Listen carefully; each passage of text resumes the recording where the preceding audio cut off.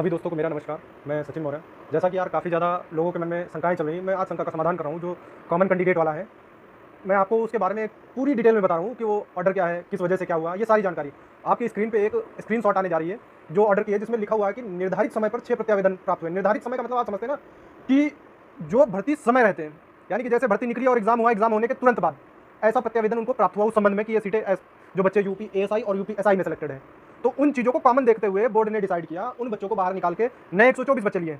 आपको मैं वही चीज़ बार-बार समझा रहा हूँ, आपको लोग बहका रहे हैं, लेकिन आप लोग समझते नहीं हो। उसको अभी आप वीडियो को पुश करना, वहाँ पे देखना, उसमें लिखा है निर्धारित समय। निर्धारित समय आप भी पढ़े लिखे हो, किसी भी पढ़े लिखे से पूछ लेना, निर्धारित समय का मतलब क्या होता है कि एक टाइम पीरियड होता है कि इतने दिन के अंदर अगर कोई चीज़ प्रत्यावेदन, या आप ये समझ लीजिए यूँ, आप बिजली का बिल जमा करने जाते हैं, अगर उसमें एक ड्यू डेट दे रखी होती है, अगर आप उस समय तक नहीं जमा कर पाते हैं, तो आपको अतिरिक्त शुल्क जो भी पड़ता है वो देना पड़ता है। तो इसी तरह आप समझ सकते हैं कि कोई एक निर्धारित समय सीमा होती है, तो वही निर्धारित समय सीमा उसमें बताई गई है। लेकिन आप लोगों को मैं बार-बार समझा रहा हूँ, लेकिन समझ में ही नहीं आता है। भाई मेडिकल एब्सेंट के अलावा आपके पास और कोई चारा नहीं है, ये समझ लीजिए। आप पढ़े लिखे हो, 15 जी रूल उठा के पढ़ लो, उसमें यही बड़ा-बड़ा लिखा हुआ है कि वे सीटें जो मेडिकल में अनफिट पाई जाएँगी, उन सीटों को कैरी फॉरवर्ड किया जाएगा। लेकिन ऐसा कहीं नहीं प्रावधान दिया गया है 15 जी में कि आपकी जो मेडिकल एब्सेंट होंगे और जिन बच्चों ने अपना स्टाम्प पे लिख के दिया है लिखित तौर पर कि हम यूपी पुलिस नहीं ज्वाइन करेंगे, तो वो सीटें ये कैरी फॉरवर्ड नहीं कर सकते अकॉर्डिंग टू रूल। आप बड़े से बड़े लॉयर के पास चले जाओ, अच्छे से लॉयर चले जाओ, आप किसी भी लॉयर के पास चले जाओ। मैंने तो यहाँ अपनी लखनऊ बेंच के सीनियर वरिष्ठ अधिवक्ता हैं विधुभूषण कालिया, उनके नाम से ऐसा कोई नहीं होगा जो जानता ना हो। गूगल कर लेना, हर जगह अपने लखनऊ बेंच के सीनियर रहे हैं सबसे, जैसे अशोक खरे वगैरह हैं इलाहाबाद बेंच के, वैसे भी तो सभी ने पॉइंट को वैलिड बताया है। अगर आपको नहीं समझ में आता, हम रोके नहीं किसी को, जहाँ जाना है आप 100, 200, 500, 1500, 2000 कुछ भी जिसको जो भी मनाए दे दीजिए, लेकिन आखिर में थका हार के पहुँचना वही है, ये समझ लीजिए। मैं बार-बार समझा रहा हूँ क्योंकि कुछ लोग ऐसे भी हुए हैं भर्ती में जिनका मकसद है सिर्फ कमाना। अगर ये लगता है कि भाई आपको नौकरी लेना है, तो आप संघर्ष करो। पैसे की चिंता अगर करोगे तो भाई एक साथ दोनों काम नहीं हो सकते, ये समझ लीजिए। आप ये सोचते हो पैसा भी ना लगे, घर बैठे नौकरी भी मिल जाए, हर चीज़। देखो, आप जितना भी मैं नॉर्मल चीज़ बताता हूँ, फैक्चुअल चीज़ बता रहा हूँ आपको। अगर आप ये सोचते हो कि कोई 2 चीज़ें हैं, आप ये देख लो, एक सस्ती एक महंगी होने का रीज़न क्या होता है? कुछ तो खासियत होगी ना, तभी तो बंदा अगले के पास दौड़ के जाता है। नहीं तो हाई कोर्ट या सुप्रीम कोर्ट या कहीं भी आप चले जाओ, रिटें तो फाइलें होती हैं, आप फाइल करवा लो जाके। लेकिन मैं कहता हूँ सिमिलर मैटर पे ऐसा नहीं है कि भाई सर्विस मैटर कोई भी जीत लिया और आपने बता दिया हाँ जीत लिया उन्होंने, हम इनको कर रहे हैं। सर्विस मैटर का मैंने ये बताया था, अपने विभाग से संबंधित किसी ने, वकील ने कोई केस जीता हो, जैसे अशोक खरे थे उनको कर लेता कोई, अच्छी बात थी। हम कहते कुछ भी डिसीजन आता, कुछ ना कुछ निकल के आता, नहीं गया कोई उनके पास। सुनील यादव जी थे, मैंने उनको भी बताया, सजेस्ट किया आप उनको कर ले। राधाकांत ओझा जी हैं, कई सारे सीनियर एडवोकेट हैं जो 2013 से लेकर 18-20 तक भर्तियों में वकील हैं, उनको अच्छी नॉलेज है इन चीज़ों में, क्योंकि उन्होंने सर्विस मैटर ये देखे हुए हैं। ना कि कोई कहते शिक्षक भर्ती का सर्विस मैटर उन्होंने देखा वो अच्छा लड़ेंगे, भाई वो देख लेंगे। तो ऐसे वकील आपको हज़ारों मिल जाएंगे, कोई मतलब नहीं बनता उनका। मेरा समझाने का मोटिव यही है कि आप अगर समझदार बनते हो तो समझ जाओ, नहीं बनना चाहते हो तो भाई मेरा कुछ नहीं ले जाओगे, ये समझ लीजिए। आपको करना है तो अच्छी बात, नहीं करना है तो अच्छी बात है। मैं जुलाई में कोर्ट में केस फाइल करने जा रहा हूँ, हाई कोर्ट में, लखनऊ बेंच से। जिसको भी लड़ना है कमर कस ले, आखिरी यही मेडिकल एब्सेंट के लिए, चाहे हमको जहाँ तक जाना पड़े, 10-15 हज़ार जो भी आप समझते हो, यहाँ से लेकर सुप्रीम कोर्ट तक मैंने खर्चा सोच रखा है, 10 से 15 हज़ार होना है। और यही आखिरी प्रयास होने के बाद कोई कुछ चारा नहीं है। आपको कोई दुनिया में कुछ भी कह दे, ब्रह्मा भी उतर के आ जाए, मैं मानूंगा नहीं, ये समझ लीजिए कि और कोई उम्मीद नहीं है इसमें भर्ती में मेडिकल एब्सेंट के अलावा।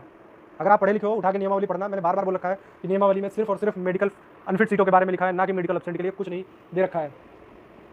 और बार-बार भाई मैं आपको समझा नहीं पाऊंगा, क्योंकि आप कोई बच्चे नहीं हो, छोटे बच्चे की मैं आपकी उंगली पकड़ूं और आपको बताऊं ये रास्ता सही है वो गलत है।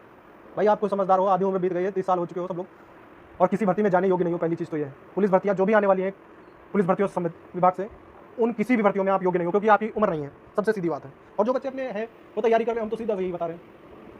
और अगर मेहनत करना चाहते हैं तो भैया आखिरी पावदान पे खड़े हुए हैं, हमको मेडिकल करा के सिर्फ ज्वाइनिंग ही लेना है। मेहनत करना है तो कर लीजिए, नहीं करना है तो घर बैठिए। हाई कोर्ट में मैं केस फाइल कर रहा हूँ, जिसमें से 15 लड़कों की लगभग फीस आ चुकी है। 3000 फीस रुपये मैंने रखी है। वन टाइम पेमेंट करना है, ये नहीं कि 10 बार आपसे मैं कहूँ आज 1500 दे दिया, कल फिर 2000 दे दीजिए, ये कुछ नहीं, 3000 एक बार में देना है। और मेडिकल एब्सेंट के लिए फ्रेश फाइल होगी, और जिनको भी नाम की शंका रहती है वो अपना स्वयं आके देख सकते हैं। मैं तब भी किसी को बाध्य नहीं किया हूँ, जिसको आना है वो आ सकता है, जिसको नहीं आना है घर बैठ सकता है, कोई समस्या नहीं मुझे। अगर जिसको लड़ना है लड़ ले। लखनऊ बेंच से आखिरी तक मेरी उम्मीद है कि मैं वहाँ सुप्रीम कोर्ट तक जाऊँगा। जब तक मेरा जवाब नहीं मिल जाएगा मैं लड़ता रहूँगा, और आप चाहे साथ दें या ना दें, आज नहीं तो मैं कल सफल जरूर हूँगा, मुझे ये पता है। जो चीज़ नहीं लिखी है वो चीज़ मुझे मिलेगी। और जो लोग सोचते हैं जनरल ऑर्डर होने की मैं भगवान तो नहीं हूँ, लेकिन इतनी उम्मीद मैं भी नहीं करता हूँ कि जनरल ऑर्डर नहीं होगा। सिर्फ और सिर्फ याची ऑर्डर होने की उम्मीद है। रीज़न मैं बता दूँ, क्योंकि भर्ती एक लंबे समय से हो गया। 18 में आपकी वैकेंसी आई थी, 5 साल हो चुके हैं। और भर्तियों का प्रकाशन वर्ष आप ये समझ लीजिए, जितनी भर्तियाँ फाइनल हुई 5 से 7 साल के अंतराल में ही फाइनल हुई। हो सकता है 2024 का इलेक्शन है, कुछ हो सकता है हमको पॉजिटिव देखने को मिल जाए। नहीं तो जिसको लड़ना है वो अपनी कमर कस ले, नहीं तो कोई ज़रूरत नहीं है। आप ग्रुप वगैरह कोई मत ज्वाइन कीजिए, ज़बरदस्ती मत करिए। और जिसको जोड़ना है, आगे चलना है, मुझे संपर्क कर सकता है। और खासकर हाँ, मैंने सुन रखा है जेल वार्डन और फायरमैन के बच्चों के बारे में, उनको भी बनाया जा रहा है। तो उनको क्यों बेवकूफ़ बनाना है? अगर आपका नियम कहता है आपको मिल जाएगी तो उनको तो ऑटोमेटिक मिल जाएगी, उनको तो ऑर्डर कराना है। जो संबंधित भर्तियाँ उनसे ही आप लड़िए, जेल वार्डन और फायरमैन के बच्चे दूर हैं इनसे।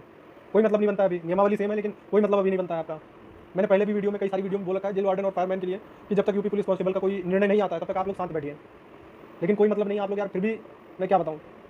और जिसको लड़ना है वो मैं व्हाट्सएप नंबर दे रहा हूँ 8756065064, इस पर मुझे पर्सनली व्हाट्सएप मैसेज कर सकता है। और जो भी लोग केस डालने के लिए इच्छुक हो, जिनको लगता है कि मुझे लड़ना चाहिए, वही लोग मैसेज करें, अन्यथा कोई भी वजह कॉल मैसेज मत करें, व्हाट्सएप करें, कॉल रिसीव नहीं होगी, सीधी सी बात है। क्योंकि मैं डेली फ़ोन 150 उठाते उठाते थक गया हूँ। आप ये समझ लीजिए, जो बच्चे पैसे दे दिए हैं, मैंने ग्रुपों में लिस्ट दे रखी है, वो मेरे कोई घर के नहीं है, कोई पश्चिमी यूपी से है, कोई पूर्वी यूपी से है, ये सब हर जगह से अलग अलग है। तो उनको पता है कि मैंने क्या बता रखा है और उन्होंने पढ़ा है नियमावली। अगर आप भी पढ़े लिखे समझदार हो तो नियमावली उठा के पढ़ना। नहीं मिल रही है तो उत्तर प्रदेश पुलिस नियमावली गूगल पे डालोगे, गूगल से मिल जाएगी। संशोधन वाली 2017 वाली आप पढ़िएगा, जिसमें लास्ट स्तंभ में दे रखा है, इंग्लिश वाला जो पेज होगा उससे जस्ट एक पेज पहले नीचे साइड में दे रखा है, बस 2 ही लाइन दे रखी है और कुछ नहीं दे रखा है कि मेडिकल में अनफिट वाली सीटों को कैरी फॉरवर्ड करेंगे, और कुछ नहीं दे रखा है पैरा में। तो आप खुद समझदार हैं, पढ़े लिखे हैं, DBPST पास किए हैं, फिजिकल पास किए हैं, किसी के बेवकूफ़ बनाने से मत बनिए, समझदार बनिए। बाकी आपको जिसको जहाँ लड़ना है, कुछ भी करना है कर ले जाके, मैं मना नहीं किया हूँ, लेकिन समझदार के लिए इशारा ही काफ़ी है।